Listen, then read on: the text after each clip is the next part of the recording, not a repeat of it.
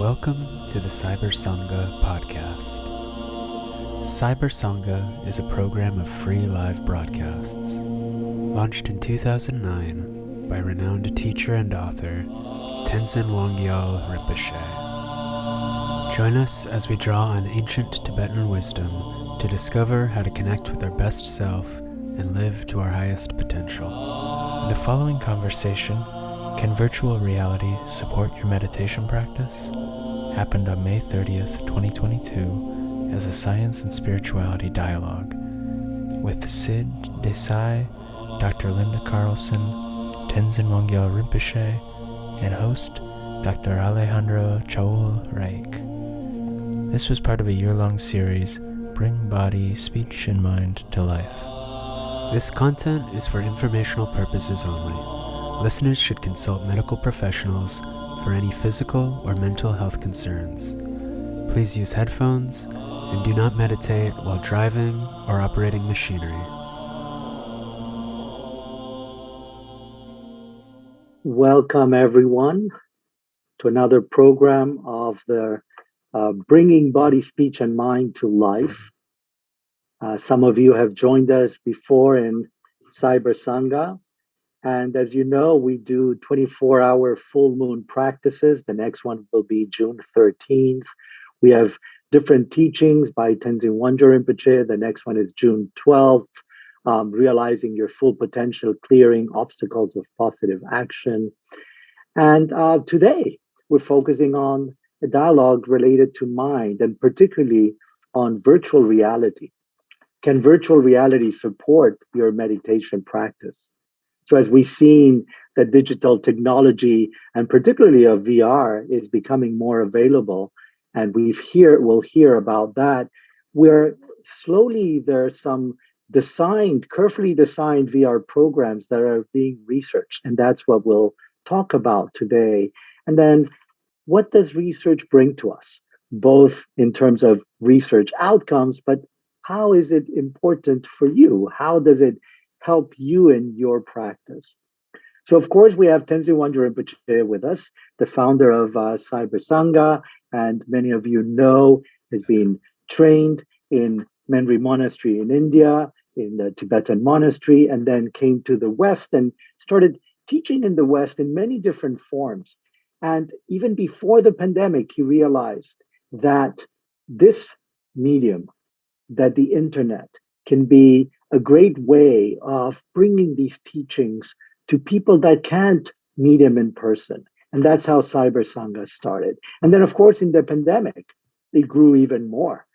And so now we do all these programs. So thank you, Rinpoche, for being so active in giving us all these possibilities. So today, for this presentation, we have two great presenters. One is Dr. Linda Carlson, and Linda is a full professor in psychosocial oncology in the Department of Oncology at the Kunming School of Medicine at the University of Calgary, and an adjunct professor in the Department of Psychology. She's the director of research and works as clinical psychologist at the Department of Psychosocial Resources at the Tom Baker Cancer Center, where she has worked since 1997. I've known Linda for many years.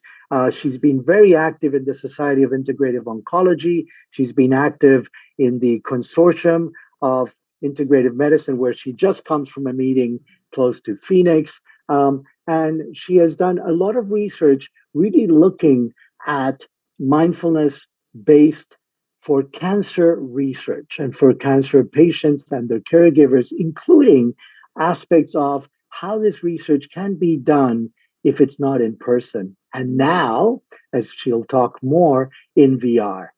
And to join her is Sid Desai, who's actually the co-founder and CEO of Rocket VR Health, which is a startup company that is developing immersive prescription digital therapeutics to address the unmet mental health needs in cancer patients and survivors.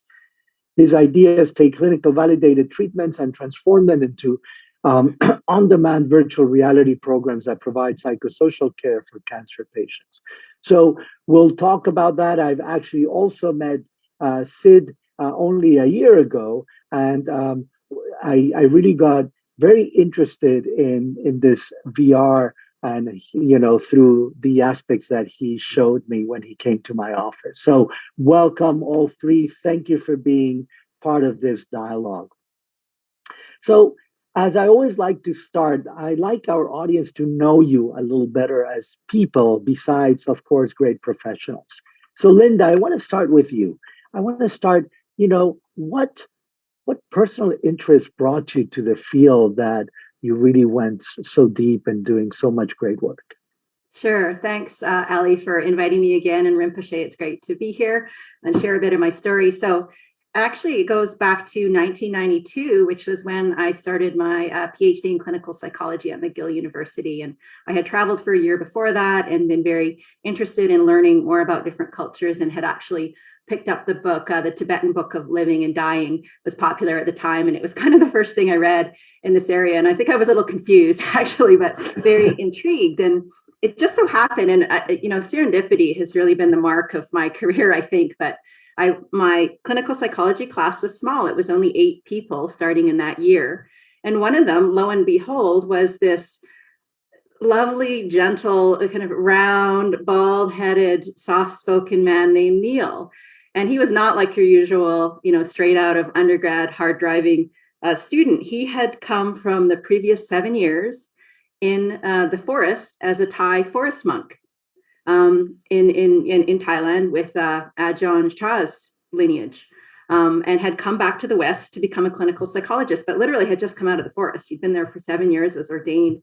And I was like, this is fantastic. And he said, if anyone wants to learn meditation, I'd be happy to teach you. And I was like, oh, me, please, me. And so he started a weekly sitting group where he directed us towards things to read, and he taught us meditation, a group of different graduate students. So that's how I began. And then I also started doing yoga at the same time with a wonderful teacher, sort of Iyengar teacher. And then a few years later, 1995, one of my classmates was familiar with Jon Kabat-Zinn and his work, and invited Jon to McGill in 1995. And that's where I learned about MBSR. That's where I often say I first ate a raisin mindfully, was in 1995. And so at that time, I was studying health psychology and psychoneuroimmunology, more generally, the science of the mind-body connection, but not training anyone in meditation or not looking at cancer patients. And so at the end of my career, I came back to Calgary, where I'm from, and one of my rotations was at a cancer center. And there I met like-minded people who had an interest in meditation, who were yoga practitioners, who really wanted to find a way to offer these practices to our patients who were suffering so much. And we really saw a potential. So we developed our program where we kind of combined our own personal experience with the MBSR model that I was familiar with from Jon Kabat-Zinn. I mean, and the rest is history, really. I've been doing that work for the last 25 years. Yes, thank you, Linda. Thank you for sharing that and the great work. Sid, let me ask you, you have a particular background that was at a young age, you were into some aspects of meditation. And then as an entrepreneur, you saw, well, VR can actually help. And so how did you come from that and coming into yoga? I hear a little bit, and then VR. This started. Yeah, no, thank you again for having me here today. I really appreciate it. So my journey was very interesting, right? I've always been into technology, spent the last 14-15 years just devouring technology and really understanding everything there is about technology. I have meditated on and off for a few years, and really I've felt the benefits of meditation, and personally, and using the techniques of the mind-body connection and sort of integrative therapies and applying them in my formal and informal practices. But it was always sort of a hard thing to crack. I've always had this issue where it's a little bit like a skill building process.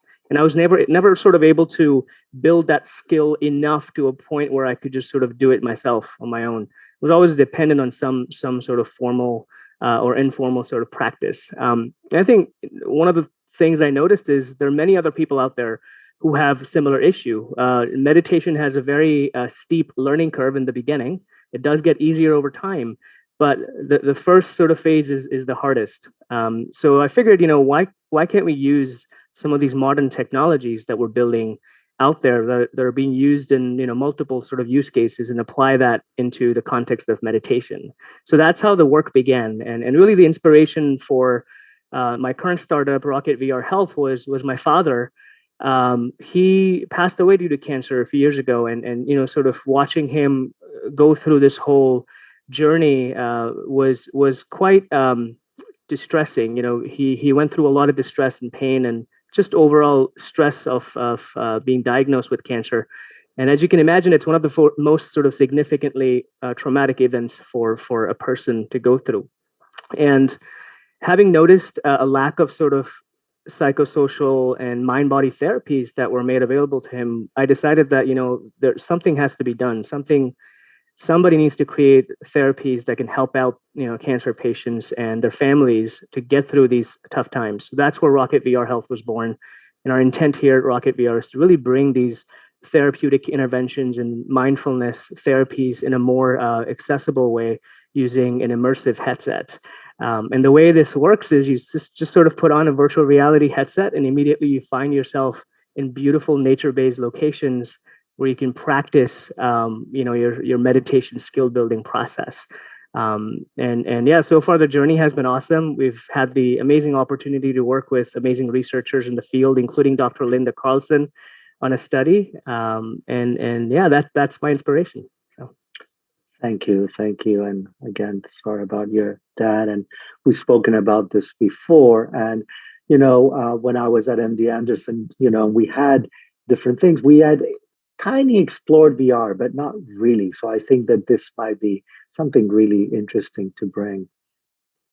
Rinpoche, I was thinking, from a young age, you were always interested in technology. From what I remember from the stories from you and from Lopan, someone from the West brought a tape recorder at that time, I think it was, and you were really interested in using the tape recorder. And I think Lopan was not so, Lopan being Rinpoche's teacher, Lopan Tenzin Namda. And so, but you always had this kind of deep interest in technology and how it can help. And now, creating Cyber Sangha. And even, I see that as you bring, for example, music, right, through technology is also another way of immersing us into this. So if you want to talk a little bit about your interest in, being so deeply trained in meditation and yet seeing the value of technology. First of all, I'm very happy to be here and welcome Sid and Linda. I think Ian also joining later. So, I think that my interest in technology is, I don't know why I'm interested, and I know I'm interested in it. So, but I see, even then when we were growing up in the monastery, a very strong sense of tradition. Definitely would not like technology from a monastic point of view. You're forbid to use any technology, even markers on the book when you trying to write notes and mark. Even that was not allowed. You're supposed to be there and focus, not plan something that you're going to study or learn afterward. So it was always different approach. And as I come to the West, of course, I see that there's so much ways people can benefit it, not exactly from the point of view from very traditional standpoint of view. Traditional standpoint of view will first of all, meditation is not seen only as a problem resolving methods or disease healing methods, or nothing.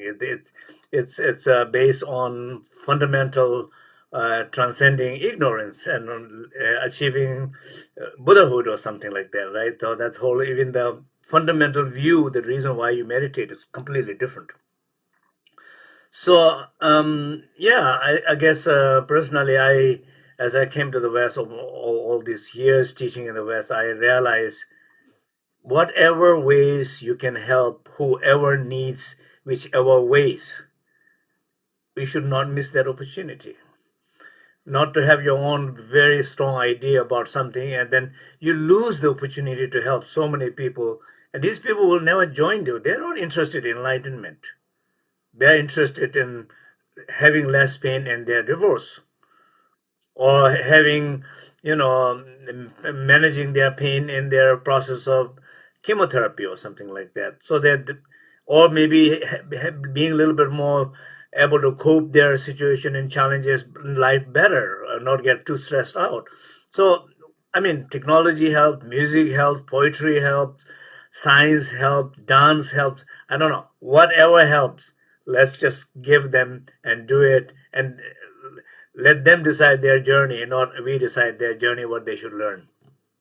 Mm. Yeah. Yeah. Thank And you. can I comment on that, Rinpoche? I appreciate what you said. And, with the people I've worked with over the years, people living with cancer, many of them do come because they're looking for relief from the suffering of pain. But then when we talk to them, if they've been practicing for several years, what they say is that what I've achieved is well beyond that. It is self-transcendence. It is connection with something larger. It's, even the ego dissolution, like these sort of higher, level concepts that we may have begun meditating towards in the first place, they emerge from the practice, even if you're not teaching towards that. And that's been fascinating to me, how people gravitate towards that sort of ultimate and regardless. Mm. Thank you, Linda. I was going to ask you on that because I think it's really fabulous, right? So if you can tell the audience first a little bit of how you created, the adaptation of MBSR for cancer research. And then as you were looking into that, and have done tons of studies. So, but then these other kind of pearls or gems that come out, right? Because both you're doing quantitative analysis, but you're also doing qualitative analysis and looking at what are these experiences besides if it's a 7 out of 10, right? So, kind of the richness, the texture of what these transformations. So if you want to share of all these years before we get into the VR, kind of the previous part. Yeah. And in the very first study we did, we had no idea, because no one had ever done this kind of research doing meditation with cancer patients. And we just opened up to all comers, anybody with a cancer diagnosis. We had I think 89 people in the first study, a wide variety of people with different types of cancers, different severities. And we did the questionnaires, where they filled them out and we had numbers. But the magnitude of the effect was much larger than we anticipated. It was quite stunning. Actually, we were a bit shocked. And, the kinds of things that people said improved for them was their mood was better. They were less angry. They were had less tension. They were less worried, all those things you might expect. And that really gave us the hint that we were on to something. And so it's, as we got further into doing this research, we began to do these more lengthy interviews and talk to people about, what is it for you that this is all about? What keeps you coming back? And we have the initial 8-week program, but also a drop-in group for graduates, a weekly group that anyone who's been through the 8 weeks could come to the drop-in group. And the 8 weeks were fairly structured, built on a mindfulness-based stress reduction model, where there's a combination of kind of teaching around didactic topics like, learning about the stress response and the mind-body connection. But then the heart of the practice is sort of split between the gentle yoga or the mindful movement and different forms of, formal meditation practices, starting with the body scan that most people will be familiar with, and then moving into sitting meditation with awareness of breath, but also adding in loving kindness, some imagery like a mountain meditation, open awareness, so really a kind of a smorgasbord of different practices and techniques that they could use over the 8 weeks. And even over that 8-week period, many people talk about how it's transformative for them. They just, we talk about the attitudes, right, around letting go and non-attachment, the sort of the only certainty in life being that of constant change, and how, the first noble truth, but not with that name, but that concept around how we cause ourselves suffering by grasping and, pushing away and needing things to be different than they are. And so there's this element of acceptance and allowing that is a huge relief for people when they realize they can just settle into their experience. And so that's how they talk about it. It brings them, solace and release from that striving of having to be a perfect cancer patient or be responsible for curing their disease. It's like, no, they can let go of all those external things that they really can't control and focus on what they can do. So it's empowering in that respect, gives them the tools and techniques that they can apply. But then they also talk about this concept of, we use terms like spirituality or post-traumatic growth, where spirituality is just spontaneously almost feeling connected to something larger than yourself.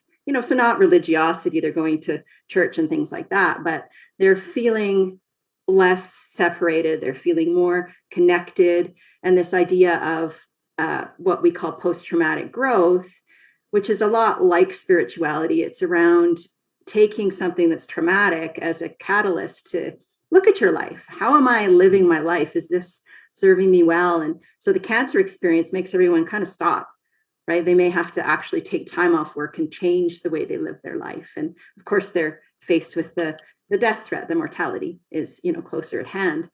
And so that often gives them the opportunity to ask, well, I don't know how much time I have. How do I want to spend it? Like, where are my values? What's important to me? What brings me purpose and meaning? How can I live authentically? So these are big transformative changes that we see that are triggered off by these, very kind of standard practices in learning meditation. So it's quite profound, really.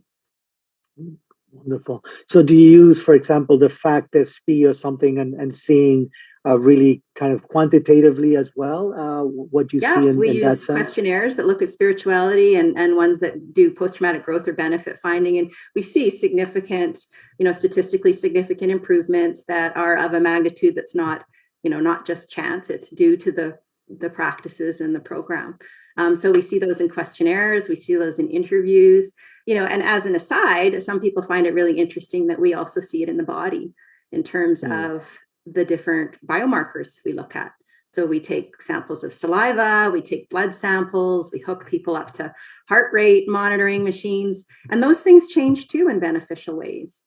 So the skeptics kind of like that because it shows, hard marker, it gets under the skin, right? These practices. And of course, the neuroscientists are sticking people on scanners and, putting EEG monitors all over their heads. And yeah, we see it in the brain too, right? It's not just a phenomenological experience. It's affecting the body as well. And do you want to share some of those results? Any that come to mind? I know you. Well, so specifically, we look at stress hormones like cortisol, and you can look at the pattern of cortisol throughout the day because it's variable. Nice healthy pattern is it peaks just after you wake up, it decreases during the day, it's low at night so you can sleep well, and that's healthy. People who have different diseases have disturbed patterns of cortisol when maybe it doesn't change as much during the day. So we see changes from the beginning of the program to the end where people move towards these healthier slopes of cortisol secretion. Another thing we've looked at is blood pressure. So people in our program who have had elevated blood pressure at the beginning, we send them home with monitors that they measure their blood pressure every week. Sorry about that. My phone's ringing, but it's far away, so I can get it. We'll just ignore it. But week by week, it decreases a little bit so that over the course of the program, it's actually fairly substantial decrease, almost the same extent that you would get with a blood pressure medication. So that's quite amazing too. Yeah. And then, the thing that the media really liked is when we looked at telomere length. So this is these little caps at the ends of chromosomes right within your DNA. And these are related to cell aging. So as we get older, these little caps, these telomeres get shorter and shorter. And the shorter telomeres are associated with risk for different diseases, lots of conditions, heart disease, diabetes, even cancer. And so what we were able to show for the first time within a period of just this 8-week program was that people who were practicing the meditation, their telomere length didn't change, but in a comparison group of people who weren't, they got shorter. So there's this hint maybe that there's some effect on regulators of cell aging. So that got people really excited to see that. To me, and I always say this, to me, I'm more excited about what the people say and how their life is and how they feel. Than what's actually happening in the body. But a lot of people find that stuff really, really fascinating. Yeah. We had Elisa Appel here in the dialogues as well, and she's done a lot in that area as well. So let me ask you also, you've done as the usual studies kind of on site. Now we use this on site. We didn't call them that, right? It was always in person before. But you were one of the pioneers who started doing this remotely. That you Yeah. noticed that because people couldn't get to the hospital or to whatever healthcare center that you were providing the intervention, that you could do it remotely, and you had interesting findings. If you want to share the differences between, doing things in person and remotely, since particularly now it means much more than then, I guess. Yeah, well, this goes back. We were some of the first people to start doing video conferencing mindfulness programs. And exactly for that reason, I was concerned that, really the only people who could come face to face were if they lived in the city where it was offered, and, not widely offered, because you need highly trained facilitators to do it. And so people who were living in remote or rural locations, or who couldn't take time off work, or who couldn't, afford the travel and the parking. So it was just inaccessible to a lot of people who I thought could benefit. So we did this first remote study back in 2011, I think before the days of Zoom being everywhere. And we used kind of like a go-to webinar format. And so it was trying to replicate the in-person experience online. So they were live sessions, they were synchronous. People had to, come as a group, just like you would on a Zoom video conference. And there was a trained teacher there. And so we took, I don't know, it wasn't a huge group, maybe 70 patients, and some of them did the online program immediately. Some of them waited and did it later. And then we could compare outcomes across those two groups while one was waiting and one was doing the program. And so I took rural and remote people from around, we live in a huge province in Canada where, many people live along many, many hours from a cancer center. And so these people participated, and we were interested, would they do the program online? Would they feel connected? Would they benefit to the same extent? And not surprisingly now, again, in the era of Zoom, they did. They engaged, they felt connected to the other participants and the facilitator. They came every week. In fact, the attendance was maybe even better than in person, because there were fewer barriers. It was right in their home.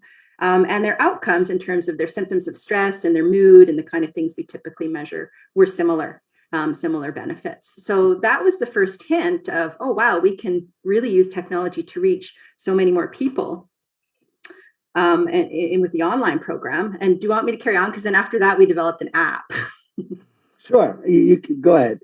I don't want to dominate the conversation here, but that sort of led to, actually, there was, struggles with trying to get this program made accessible to all patients through the healthcare system free of charge. Because in Canada, we have a public system and all cancer care is free of charge.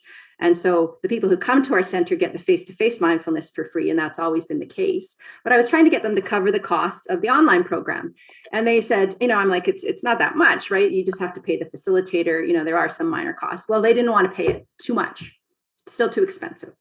And so I was frustrated. I said, fine, I'll make it free. And you won't be able to say no to that, right? And so we paired up with an app developing company out of Toronto, and they already had a mindfulness app. And so we took our program, and again, we're sort of using the idea of how can we deliver what we know is effective in person and transform it to the different technologies. And so we went into an audio recording studio and recorded some of the dialogue between me and Michael Specka, the other instructor. And we handed it over to the tech company, and they put together what they call the journey. Mindfulness-based cancer survivorship journey is the name of the app. And so it's they turned it into kind of a sequential thing where you have to go through it, one at a time. You have to do the first ones before you get to the next ones, kind of like the program. So it builds. And they turned it into an app with 27 different tracks and, made that accessible on their larger app. And so we've actually been testing that over the last 5 to 10 years as well, and showing some preliminary benefits. We're actually just about to start a large randomized trial across Canada to see if it has a larger benefit. So that's another thing that we've been trying. Yeah. Of course. And that's great that you can offer it for free. And so kudos to you for pushing into that. So great. Sid, I wanted to ask you, I mean, like, you told about the story of your dad and and the difficulties for some people on meditation, and why VR? I mean, there's so many, why not another app, right? Why not, why did you decide on VR? Yeah, that's a good question, Ale. One of the things we did is when we started the company, the initial intent was that we were going to build a digital therapy program delivered over cell phones. And after having conducted some interviews with cancer patients and oncologists here in the Northeast region, we found out that the adherence rates of mobile apps tend to be a lot lower, mobile and web apps. And the only reason being that as you engaged in a therapeutic program on your cell phone, suddenly you might get a phone call, a text message, a notification. And your app that exists on these cell phones often compete with the other what I call the dopamine apps, right? The Facebooks and Instagrams that you people flock to, right? And they often compete with apps like YouTube and Netflix too. It's much easy for people if the app's not designed in the right way and is boring to a certain extent to just kind of leave the app and not engage in the therapeutic process. So, and nutrition is a huge issue when it comes to mobile apps and delivering therapeutic content. And in fact, there's plenty of studies done on that as well. And so that was really the reason why VR could be this game changing technology, right? When you put on a VR headset, you're completely transferred to this amazing world, right? And all the locations we are designing in our apps are all nature based locations. So imagine just being able to put on a VR headset and finding yourself in the middle of a bamboo forest. Suddenly the context is entirely different. There is no other apps that could potentially disrupt you. In fact, because your brain can only sort of be in one reality at one point in time, you sort of feel that you are in a different reality. So the constellation of neurons that sort of fire up in your brain as you engaged in an activity in this beautiful setting are completely different than what you would engage in sitting in your own house looking at a cell phone, right? You still see in your periphery things that are happening in your house or in your hospital room, for example, right? So I think one of the strongest sort of drivers for using VR is its ability to sort of transport you to this beautiful different space. And in fact, we have a project going on with MGH Hospital here in Boston, and that one is for using VR for cancer patients who end up spending about a month in a hospital room. They can't leave the room because their immune system is being regenerated from scratch. They go through this procedure called stem cell transplantation. So as you can imagine, if you can't leave a hospital room for 1 month, the stress levels are extremely high. That you're still able to see on your periphery all the activities in the hospital, and so being able to transport these individuals to a different space and drive their therapeutic interventions in that space, I feel like is very powerful. And really, the second advantage that VR has is it allows one to experience and sort of almost elicit emotions. When you are in this beautiful space, it kind of fires certain neurons in your brains that really produce a sense of actually being there and not being in your space. And I think that creates a certain heightened level of emotions and activities in your brain. And one of the things that I learned, and this is fairly recent, is that our brain processes 50% of the information through the visual cortex. And so when you put on a VR headset, there's millions of streams of visual kind of cues that are going into your brain and hitting your neuronal structures. And so, it has a very powerful way to change and rewire a lot of these structures, relying on the existing sort of neuroplasticity function that all of our brains have. So I think these are sort of some of the few reasons why VR is very powerful. And I think everybody who's tried a VR for the first time, immediately they're like, "Oh my God, this is beautiful! I can't believe that I'm not here." And I think that is the feeling that we want to invoke as people learn how to meditate and go through certain therapeutic programs in these virtual locations. Thank you, Sid. Rinpoche, I was thinking, in our practices we have so many visualizations, right? And actually, I didn't get to ask you before, Rinpoche. I don't know if you've tried a VR device, but would you think that these are going to be this helpful for visualizations and for the support that Sid is mentioning? Um, difficult question, right? So first I want to ask Sid, do you have a device in front of you with you there? Yeah, I can just Can you just hop off. I show? can, yeah. Just give me 1 second. I'll be right Yeah, back. because I would like to just see the size of it because sometimes they're huge, So it's one of these, Okay. and it's completely wire free, and I can put it on just like I put on a bike helmet, and Wow.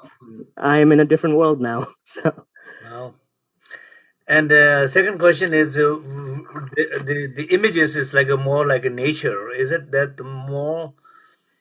yeah, so you can create whatever imagery that you'd like. There are, the number one use case for VR right now is mostly games and entertainment. Therapeutic VR is the second use case. There's plenty of studies, done already on the topics of using VR to treat symptoms, problems like PTSD, post-traumatic stress disorder. There was a study done on using VR for burn victims. So, whereas where these people put on the VR headset as they're being treated for burn wounds, and the scenery that's in that VR environment is it's a snowy world, right? So imagine and actually they reported just as better effects as for on these patients as they would take IV-based opioids. So if you think about it, the effects are very powerful. And yeah, so to answer your question, it is a very nature-based sort of setting that we are building, but there are other companies out there that obviously are using this in the context of games. Wonderful. Yeah, Alex, answering your question, I think I don't know you. Sorry, I don't remember the name. In Spain, was it somewhere in Spain? I don't remember where, but one of the researchers were doing the virtual reality. Even their whole room, that as you're going on the elevator up or down, or you have created sitting in a room, whole room is in like room decoration, then music 60s or 70s or something like that for different age groups. So that yeah. back in time. So yeah, I think I've tried that. Now, I mean, I guess the question is how benefit, as you're saying, as far as the physiological concern, as Sid said, 50% of the information in the brain, through these visuals. So if they definitely, with no question about benefits of it, that as a practitioner, as a Dharma practitioner, we always think a little bit from that angle, like how would how would I when you talk about the video game, I immediately have a negative reaction to it. I have a teenage, so and but of course, then you can have a different games, So Yeah. yeah, I think I'm very interested to know more. Happy to Yeah. discuss. And one of the points I'd love to add, Rinpoche, there is, just as you said, with video games, right? Video games, not all video games have, this power to sort of change your brain. We all know video games change brain structures, right?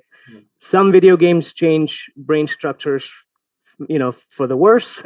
But and that you can think of, us designing these interventions that are changing your brain structures in a way to sort of support your growth and well-being. So that same technology can still be used to, for good, I guess. Wonderful. That sounds great. Right. And Sid, I mean, I was thinking of that. So from a practitioner's perspective, so let's say, we wanted to visualize better a particular deity or visualize our subtle body, is that something that could be done through VR? Yeah, you can project and create whatever you want within a VR experience. So I mentioned, the nature-based locations that we have. One of the experiences we're designing are meditations, loving kindness meditations, where you get to actually not just visualize the person who you want to provide compassion for in VR, but actually bring up their imagery in the VR environment and create interactive experiences where you can direct a certain energy through these magical orbs toward that person. And those are things that you can't do just with pure visualization. I mean, you can, but it's a very hard practice. And in VR, you can create these magical moments because And as you mentioned, Ale, you can create and project a body. In fact, that's one of the things we're doing with, Dr. Linda Carlson's study is we're doing a body scan and a pain meditation where the user is directed to, direct the orb to the part of their body that's experiencing pain and then sort of meditate with that. And I feel like it's a very powerful method to really kind of activate some of these structures in the brain. Great. So Linda, yes, I wanted to ask you, why did you choose VR? And tell us a little bit of some of the things that Sid is sharing, some of the practices that you're doing there that maybe that you couldn't have done without the VR device. Sure. And I guess, full disclosure, I mean, I'm a skeptic, I think, still of this technology. And it came to me, I didn't come to it. And what actually happened is that there was a patient who had severe chronic pain related to his disease that one of my colleagues was seeing. And he was kind of a, techie engineering type guy. And he had created his own virtual reality experience that he found really relieved his pain. And the way he had done it was generating images that were personally meaningful to him. So places he'd been, people in his life, that kind of thing. And found that helped to really, take him away from the pain. And so he actually, she connected him with me, and he said, I want to make this available to patients. And I said, well, we can do a study and see if this approach might be helpful for people like yourself who are experiencing pain. And so then we began to kind of develop it. Well, what's this experience going to be like? Because we can't personalize VR for every single person who goes through it. It's like it takes forever to create these experiences. And so I thought, I see a value for distraction, right? How, for example, with painful procedures, or what Sid's talking about, changing bandages or dressings in burn victims, where they want to distract them from the pain by, filling up your sort of sensory capacity with these other images. But could we use it to actually enhance what we're trying to develop in mindfulness meditation? So rather than distracting from the experience, try to more fully engage people in the moment, but also taking advantage of the capacity to be immersive. It might help people with their pain. And so that's sort of where we came to the place of, I wrote, I think, 7 different meditation scripts specific to what we would do to help people in pain in a normal mindfulness program. And so then sort of handed it over to Sid with the task that, okay, and had some environments. I'm like, okay, for example, I would like to have a mountain meditation, and obviously we need a nice mountain scene to go with that, right? Or we're going to do, I don't know, some kind of healing from pain, and maybe a waterfall would be good, that kind of thing. And so then handed it over to his team and said, show us what you can do. I mean, and the other piece around it is that I can't even see virtual reality. My brain doesn't see it because I was born cross-eyed, actually. And in the process of fixing it, they patched one eye for a couple of years, I think, even when I was little. And that's when your brain develops stereo vision. It's not in your eyes, it's actually in your brain. And so my brain doesn't have proper stereo vision. So I can't see virtual reality. Like I can't do those 3D posters. So even when I was, sort of testing the interventions, I can put on the headset, but it's like a 3D movie where you see that outline, before you put on the glasses. That's what it looks like to me, the virtual reality. So, I even personally haven't experienced the immersion, but was really, curious to see. And that's the whole part of our study. It's a feasibility study. Will this actually help people who are struggling to manage pain? So that's kind of how it came to be. Wonderful. And thank you for sharing that. That's so touching that you're able to do that, even if it's if you can't see it yourself. Is this a good time maybe to talk a little bit about some of the results? I mean, I know they're kind of fresh out of the oven, and maybe bring Zen, and whichever way you want to do this part. Yeah. So my master's student, Zen Gaetani, is actually the one running the study. And just maybe to set the stage, it's a small feasibility study. We're basically taking 15 or so cancer patients who are experiencing pain and having them use this program for 4 weeks. We've got 7 different experiences, and they have to go through it. Actually, we're doing 6 weeks, aren't we? And so they do it every day. They keep a log of their experience, and then they fill out lots of questionnaires, around pain, which we're measuring in many ways, and other outcomes. And then I think what's almost most interesting is that Zen's doing interviews with them when they finish the program, to learn about their experience. So maybe we should turn it over to him. Thank you very Zen, much welcome for having me. It's been interesting. We had 8 devices for testing participants, and we have just finished a first round of that. So patients have completed the 6-week course, and we've been conducting these semi-structured post-treatment interviews to kind of get some feedback about how the participants experience this whole study. And it's been really interesting. Some key themes that are popping up between the participants. One being the environments that really were effective for them in their meditations were environments that they really had personal memories and resonated with. So, for example, one lady loved to go hiking in the mountains, but because of her condition now and being a cancer survivor, she hasn't been able to get out as much. And by using this headset that has these 2 or 3 beautiful mountain scenes, she was really able to enjoy the scenery and then help her with her meditation and create positive effects, a healing effect. So that one was really interesting. That's been a common kind of theme. Another interesting thing, as Sid had mentioned, these magical moments about being able to design different interactions. People are really responding to that. These are interactions you can't have in our normal reality. But for one example, in the meditation, we have these kind of sunlight healing beams coming down over top of you. And it creates even when I was using it, such an interesting sensation on the body. And it's been really popular with our participants too. Yeah, and that's a specific healing from pain meditation where, a lot of so there's guided audio that goes with all of the imagery, and it's around feeling that warmth of the energy or the sun sort of washing through the body like a body scan sort of, but into areas of pain. And that's really interesting that people are resonating with that, because it is very cool. It's like it's coming down. You can, sort of see. Yeah, I think when Alex's question earlier, when we're talking about many of these healing meditations, that's what it is. You are imagining different beams of light coming down, but visually it's sometimes difficult to visualize. Everybody has a problem with visualizing it, but when you actually can see it, feel it, this must be very nice.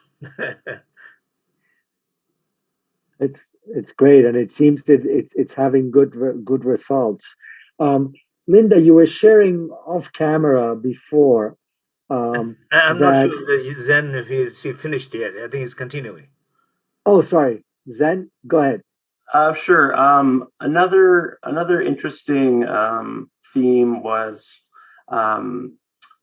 the thing I think that will make this device really useful for people is being able to kind of customize for the person. Say some people, maybe only has 5 minutes to do a meditation, or someone might have 10 or 15, 30 minutes. And also kind of that variability between maybe a beginner participant we had versus a more advanced. She was these meditations are about 10 to 15 minutes long. And she found herself wanting to do 30 minutes. So she would maybe do it twice or something like that. And then being able to pick your environments too.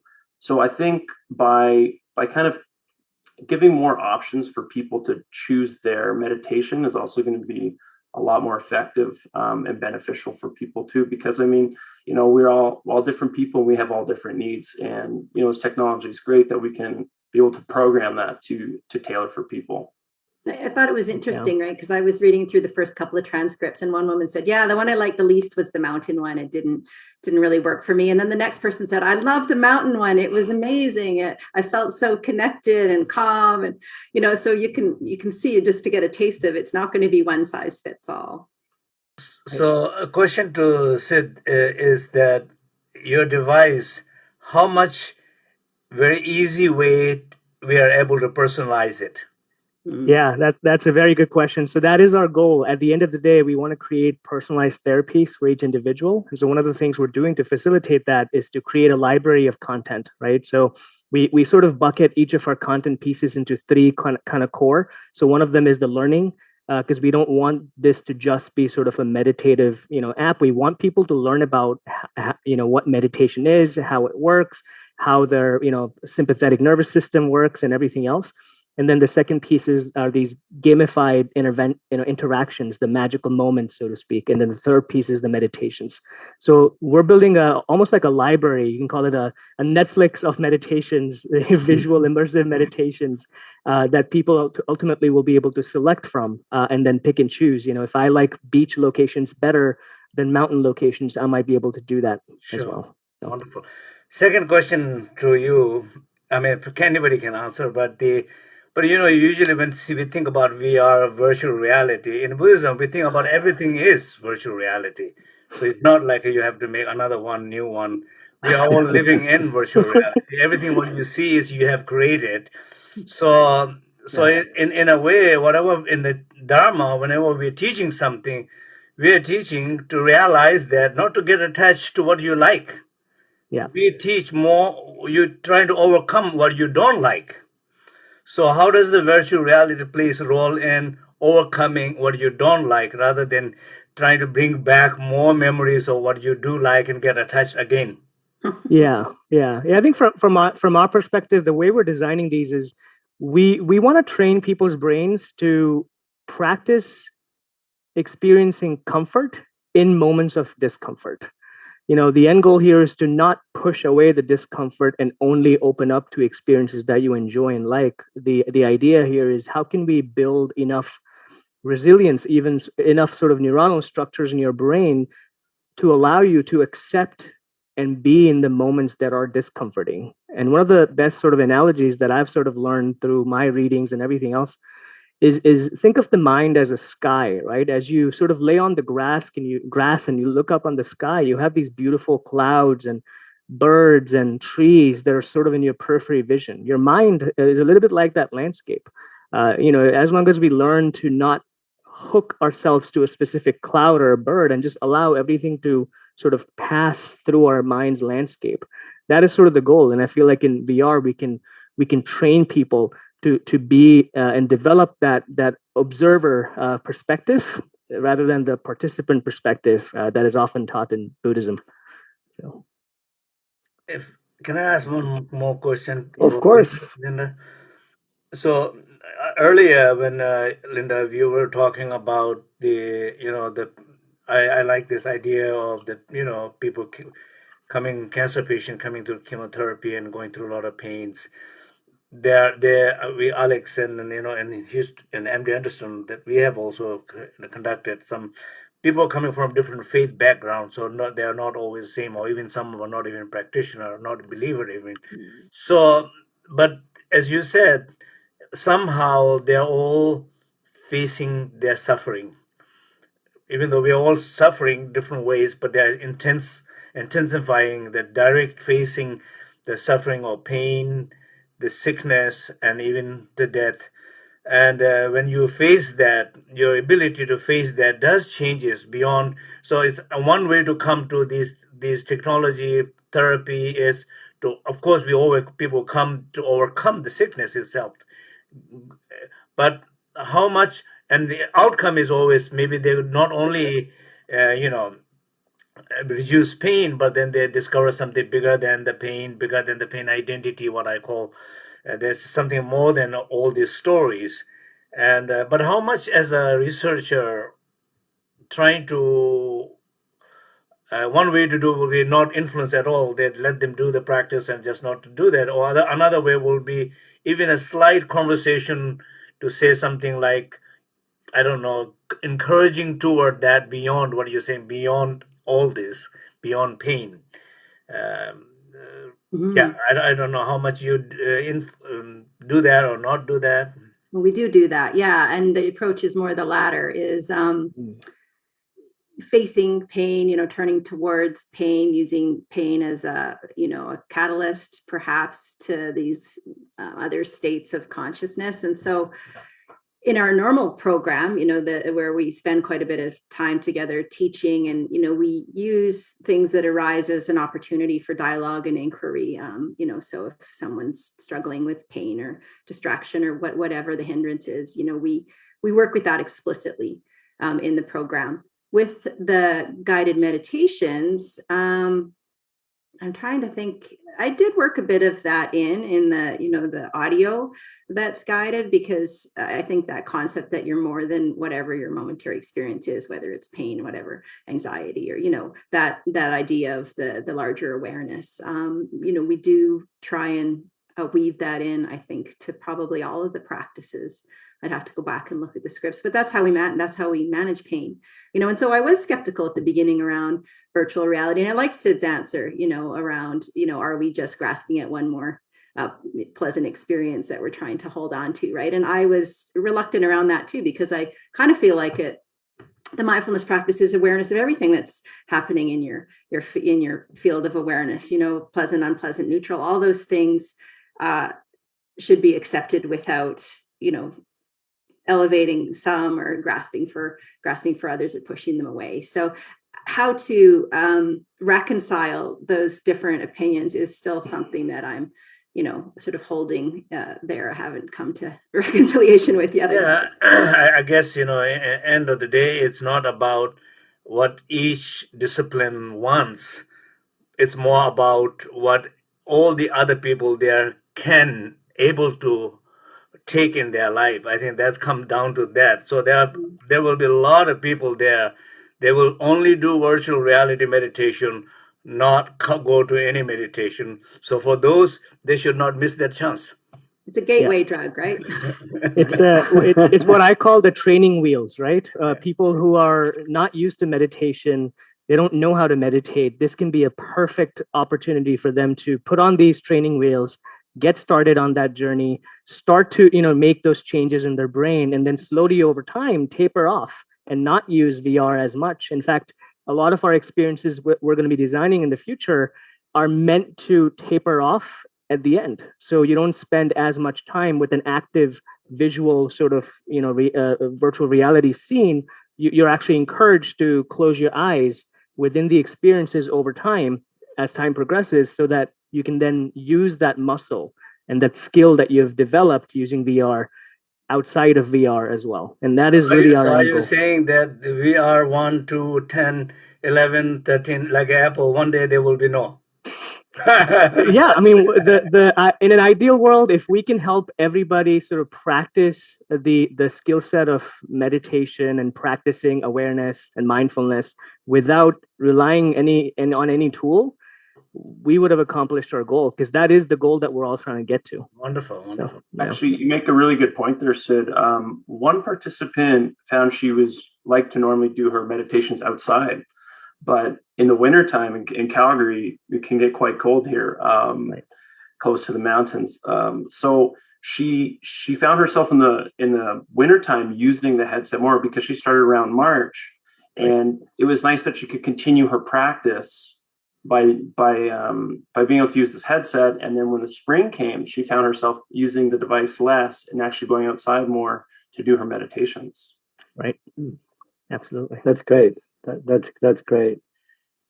Linda, you were mentioning before off camera a little bit about some new results that you got qualitative. Is there something there that you can share with us?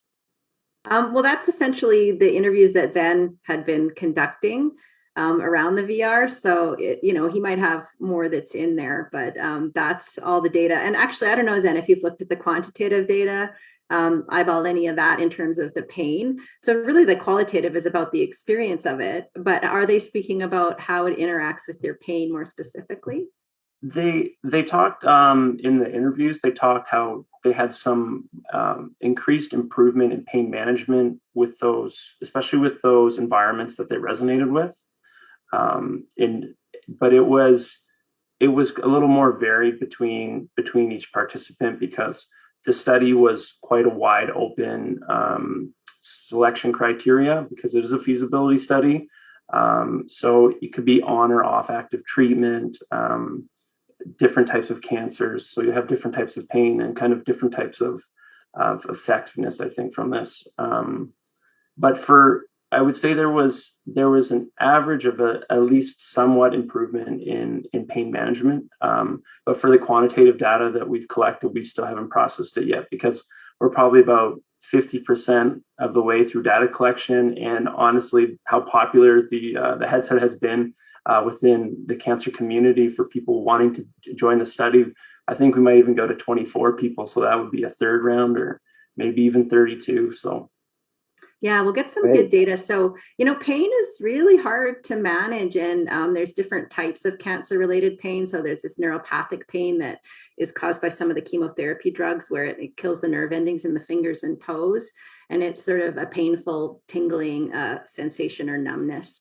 And that I've done some other pain studies with acupuncture and other forms of mindfulness. And pain is one of the hardest symptoms to actually manage, which is kind of why we're going at it, with the bigger guns here. So I won't be super surprised if there's not a huge effect on pain across the board. And I know we've already seen what we might call non-responders versus responders, where some people are saying, yeah, I liked it, but I don't think it did much for my pain. But again, we don't know yet how it's going to pan out, but it'll definitely inform what we decide to do next.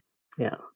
Yeah, the other point I'd like to say is, pain, as Linda rightfully said, it's very complex. And I think we all are probably familiar with that study that was done with the phantom limb experiment, where they created a mirror for somebody whose arm was amputated and they were experiencing a lot of pain. But by watching their hand mirrored, they were able to feel less of that pain. Well, in VR, you can create these phantom limb experiments because you can actually see your own virtual hands in VR, including, the neuropathy, pain that you might experience. And you can create experiences where you can touch your actual fingers in real life and your virtual hands are, kind of replicating those movements.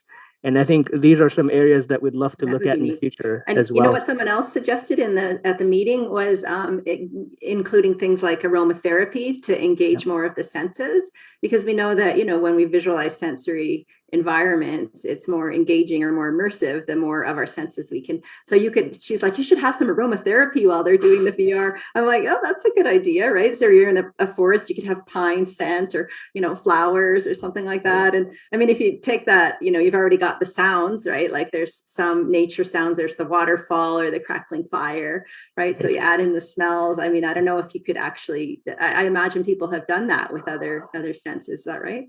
Absolutely. No, there's definitely a lot of studies done on aromatherapy and its use in VR.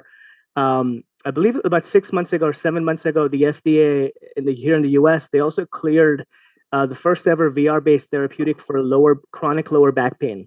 So the FDA doctors can now prescribe, instead of a back pain relieving drug, they can prescribe a VR-based therapy for chronic lower back pain. And this study was a pretty large study with an N, I think, of 400 or 500 people. And that includes like movement-based practices, doesn't it? That one does not include movement. It's all based on mindfulness. But yeah, movement-based practices can also be included in VR. In fact, one of the experiences we're designing, we're actually building experiences that allow people to sort of stretch and move in VR, so they can still, kind of move their bodies in certain ways that they normally wouldn't do in the real world. So this takes us to the next, how we push limitations with VR. I think it's wonderful.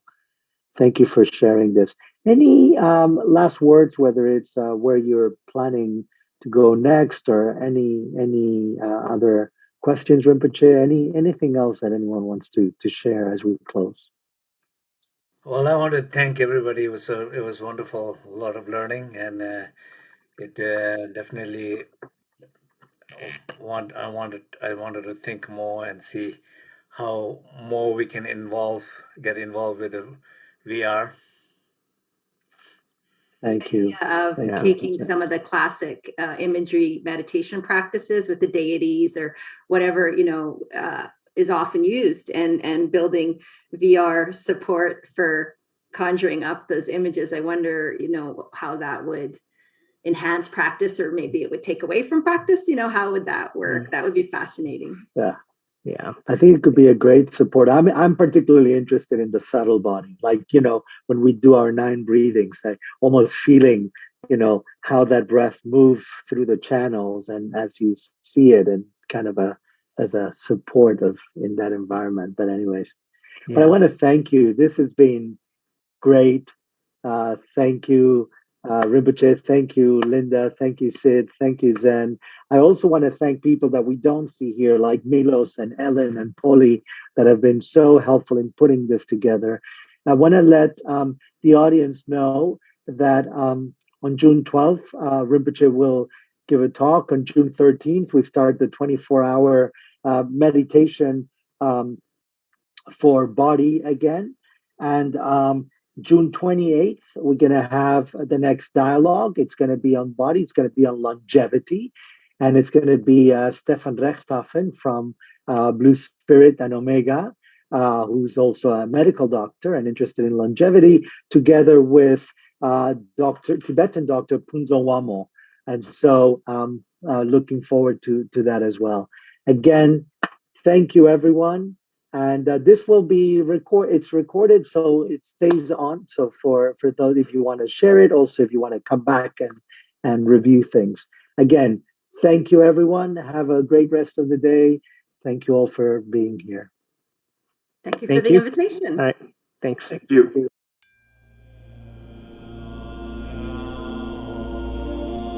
Thank you for listening to the Cyber Sangha podcast. If you'd like to learn more about Cyber Sangha, visit us online at cybersangha.net.